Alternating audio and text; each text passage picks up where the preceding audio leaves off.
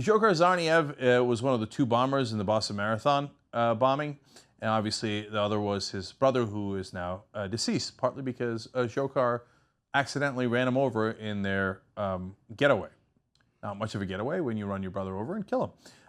Nobody's shedding a tear over that. Tamerlan, his brother, was the ringleader of this and the guy who thought this through. And in fact, Dzhokhar's main defense in this trial was, well, yeah, you're right, I did it, but my brother talked me into it.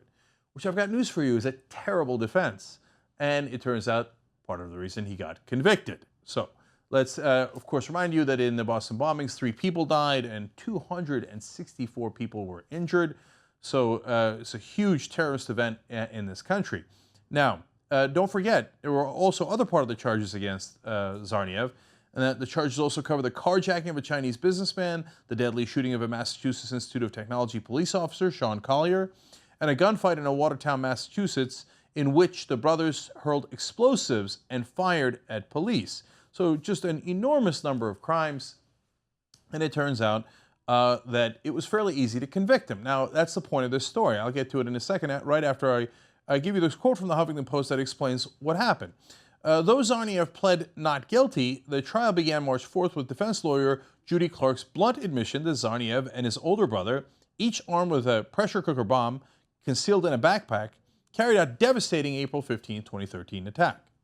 Now, you see, when you go into trial and say, yeah, it was me, but there was someone else who also did it, that's the kind of defense that a third grader uses.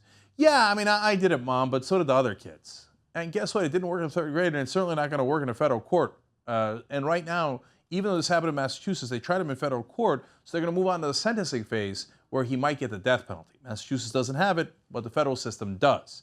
So we'll see if he gets a life sentence or a death penalty, depending on how that goes. But overall point here is, guys, look at this. All the people who said, oh my God, we can't bring the terrorists to our country and try them here in our federal court system. We have to have them in Guantanamo Bay because they're so dangerous and they're so special and different and our courts can't handle it. Well, you're totally and utterly wrong. We've now convicted a great dozens of terrorists in our federal court system since 9/11. And this guy is as big a terrorist as we have in the country, did the Boston bombing, and we convicted him easily. Now, in the meanwhile, in the 13 years that Guantanamo Bay has been open, there's only been 6 convictions. They're of dubious legality to begin with, but even if you count them as convictions, there's only 6 of them in 13 years. There was over 800 people in Guantanamo Bay. Turns out, yes, of course the federal court system can handle it, and of course we can bring these people to justice as we did with Dzhokhar Tsarnaev. So whenever they tell you that the federal court system can't handle it, we got to keep Gitmo open, don't believe the hype. It's total, utter nonsense. In fact, the reverse is true.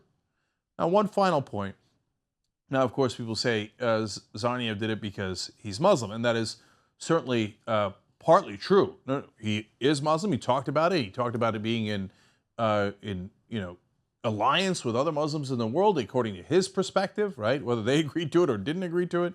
But I found this part of the story interesting. Assistant U.S. Attorney Alok Chakravarti, sorry about the pronunciation there, in closing arguments on April 6th said Dzhokhar Tsarnaev was a bloodthirsty killer who wanted to punish America for its foreign policy and treatment of Muslims. So, according to Tsarnaev, and this was brought up in trial, he did this attack because of our actions in Afghanistan and Iraq. So did it have to do with the fact that he's Muslim? Definitely. Obviously, right? Did it also have to do with our foreign policy? Definitely.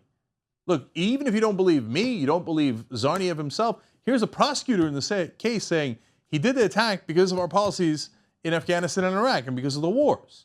Now, it doesn't justify the attack in any way, shape, or form, not 1%, right?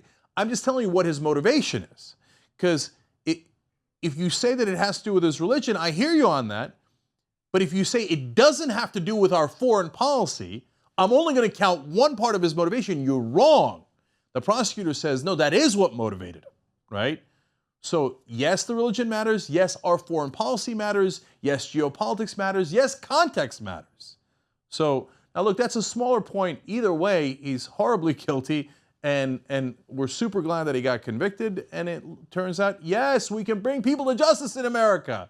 That's the main point. Trust in our system of justice. It has worked for a long, long time. Do not do lawless kangaroo courts like they have in Guantanamo Bay. Bring terrorists to our courts, and we will bring them to justice.